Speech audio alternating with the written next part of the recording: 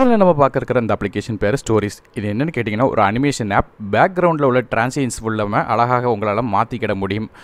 இப்போ நீங்கள் ஸ்க்ரீனில் பார்க்குற மாதிரி ஒரு நார்மலான பிக்சருக்கு ஒரு அழகான அனிமேஷன்ஸ் கொடுத்து பேக்ரவுண்ட் எஃபர்ட்ஸ் எல்லாமே கொடுக்க முடியும். எல்லாமே வந்து மோஷனாக வந்து உங்களுக்கு வீடியோவாக எக்ஸ்போர்ட் பண்ணிக்கலாம் அல்லது ஜிப் ஃபைலாக எக்ஸ்போர்ட் பண்ணிக்கலாம்.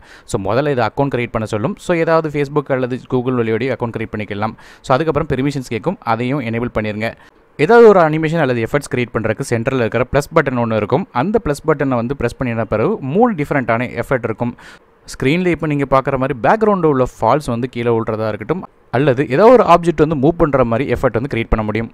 இப்போ நீங்கள் பார்க்குற மாதிரி இந்த வயல்வெளியை வந்து எந்த இடத்த பார்த்து வந்து மூவ் பண்ணணும்னு நினைக்கிறீனோ அந்த எஃபர்ட்டுக்கு வந்து நீங்கள் இது ட்ரா பண்ணணும்.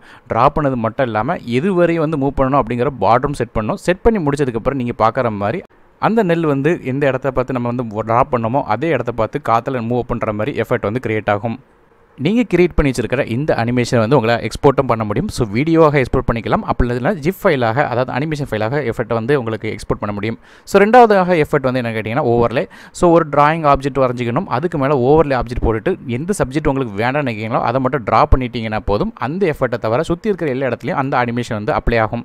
வழக்கம் போல் ஏதாவது ஒரு பிக்சரை வந்து நான் செலக்ட் பண்ணிக்கிறேன். செலக்ட் பண்ணிவிட்டு எந்த எஃபர்ட் எனக்கு வேணுமோ அதை வந்து டவுன்லோட் பண்ணணும். ஸோ டவுன்லோட் பண்ணதுக்கப்புறம் அந்த எஃபர்ட் வந்து ஒரு பிக்சருக்கு மேலே அப்ளை பண்ணுறேன். பண்ணதுக்கப்புறம் எந்த இடத்துல வந்து எனக்கு அந்த அப்ளிகபிள் இமேஜ் வந்து உங்களுக்கு அனிமேஷன் வேண்டாம்னு நினைக்கிறீங்களோ அதை வந்து ட்ரா பண்ணணும். ஸோ இப்போ உதாரணத்துக்கு இந்த பூவை தவிர மற்ற எல்லா இடத்துலையும் அந்த அனிமேஷன் தெரிகிற மாதிரி விஷயங்கள் நடக்கும்.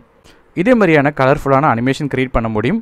மூணாவது அனிமேஷன் என்ன கேட்டிங்கன்னா சப்ஜெக்டோட பேக்ரவுண்டில் வந்து எப்படி அனிமேஷன் கிரியேட் பண்ணுறது அப்படிங்கிறது பார்க்கலாம். ஸோ உதாரணத்துக்கு வழக்கம் போல் ஒரு ஃபோர்க்ரவுண்ட் ஆப்ஜெக்ட் ஒன்று இமேஜ் எடுத்து வச்சுக்கோங்க. அதுக்கப்புறம் பேக்ரவுண்டையும் செலக்ட் பண்ணி வச்சுட்டு எந்த இடத்துல வந்து உங்களுக்கு அனிமேஷன் தெரியும்னு நினைக்கலாம் அதை வரைஞ்சிக்கிட்டிங்கன்னா போதும். ஆட்டோமேட்டிக்காக அந்த அனிமேஷன் உங்களுக்கு காட்ட ஆரம்பிக்கும். இந்த அப்ளிகேஷனோட லிங்க் கீழே டிஸ்கிரிப்ஷனில் இருக்குது, செக் பண்ணி பார்த்துக்கோங்க.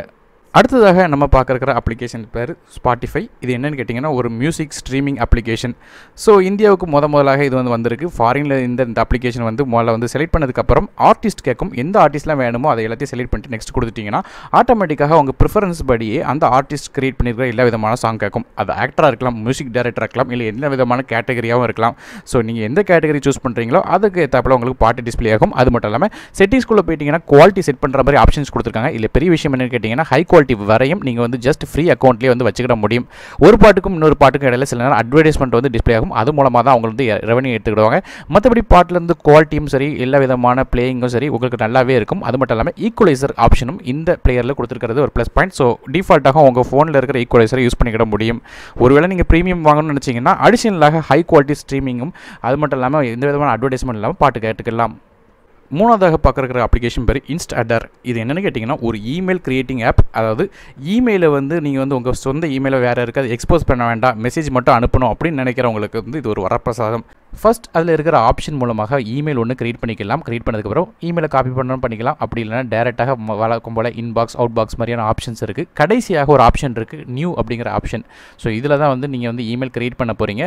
ஸோ இந்த நியூ ஆப்ஷன் போயிட்டீங்கன்னா யாருக்கு நீங்கள் மெயில் பண்ணணுமோ அதை வந்து சென்ட் பண்ணிடுங்க. அதுக்கப்புறம் வழக்கம் போல் மெசேஜ் அனுப்பிட்டு கடைசியாக கீழே சென்ட் பட்டன் இருக்கும். சென்ட் பண்ணிட்டீங்கன்னா இமெயிலும் பேரும். ஸோ இது ஜஸ்ட் இப்போ நான் இன்பாக்ஸை செக் பண்ணி பார்க்க நீங்கள் பார்த்தீங்கன்னா தெரியும் அந்த இமெயில் எனக்கு வந்துடுச்சு. இதேமாதிரி உங்கள் பர்சனல் இமெயிலை யூஸ் பண்ணாமல் டம்மி இமெயில் மூலமாக யாருக்கும் இமெயில் அனுப்ப முடியும்.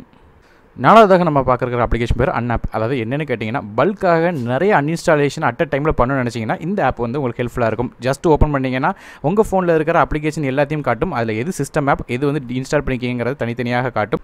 எந்த அப்ளிகேஷனில் அன்இன்ஸ்டால் பண்ணணும்னு நினைக்கிறீங்களோ சைடில் இருக்கிற டோகிள்ஸ் மூலமாக கிளிக் பண்ணிவிட்டு கீழே இருக்கிற அன்இன்ஸ்டால் பட்டன் டேப் பண்ணிடுங்க. ஸோ இது மூலமாக மொத்தமாக நிறைய அப்ளிகேஷனை அட் அ டைமில் அன்இன்ஸ்டால் பண்ண முடியும். கடைசியாக நம்ம பார்க்குற அப்ளிகேஷன் பேர் கிறிஸ்டலிக். இது என்னென்னு கேட்டிங்கன்னா இமேஜஸில் வந்து ஒரு கிறிஸ்டல் மாதிரியான ஒரு அனிமேஷன் கிரியேட் பண்ணுறதுக்கு இந்த ஆப் வந்து யூஸ் பண்ணலாம். இதில் இருக்கிற சர்ச் பார் மூலமாக ஏதாவது ஒரு இமேஜை வந்து உங்களால் டவுன்லோட் பண்ண முடியும். அது மட்டும் இல்லாமல் நீங்கள் வந்து உங்கள் ஃபோனில் இருக்கிற இமேஜஸ் கூட எடுத்துகிட்டு கிறிஸ்டல்ஸ் எஃபெக்ட்ஸ் வந்து அப்டேட் பண்ணலாம். ஸோ அப்ளை பண்ணுறது மட்டும் இல்லாமல் இதில் பிளர் எஃபெக்ட் மாதிரியான நிறைய எஃபெக்ட்ஸ் இருக்குது. உங்களுக்கு தேவையான எஃபெக்ட்ஸை வந்து இன்ஸ்டால் பண்ணிக்கலாம். அது மட்டும் இல்லாமல் நிறைய கிறிஸ்டல் எஃபெக்ட்ஸும் கொடுத்துருக்காங்க. அந்த கிறிஸ்டல் எஃபெக்ட்ஸை இது மேலே வச்சு நீங்கள் வந்து தேவையான இடத்துல வந்து கிறிஸ்டல்ஸ் வந்து அப்ளை பண்ணிக்கிட முடியும். ஸோ ஃப்ரெண்ட்ஸ், நீங்கள் பார்த்த இந்த அப்ளிகேஷனோட லிங்க்ஸ் எல்லாமே கீழே டிஸ்கிரிப்ஷனில் கொடுத்துருக்கேன். அதை கிளிக் பண்ணி இன்ஸ்டால் பண்ணிக்கிடலாம். இதே போல் பல முக்கியமான வீடியோ பார்க்குறதுக்கு மறக்காமல் இந்த வீடியோக்கு ஒரு லைக் கொடுத்துட்டு கீழே இருக்கிற சப்ஸ்கிரைப் மற்றும் பெல் பட்டனையும் ப்ரெஸ் பண்ணிடுங்க. அது மட்டும் இல்லாமல் மறக்காமல் உங்கள் ஃப்ரெண்ட்ஸ் அண்ட் ஃபேமிலி மெம்பர்ஸ்க்கு இந்த வீடியோவை ஷேர் பண்ணுங்கள். நான் அருண், டெக் இன் தமிழுக்காக மற்ற வீடியோவில் உங்கள் சந்திக்க வரை நன்றி, வணக்கம்.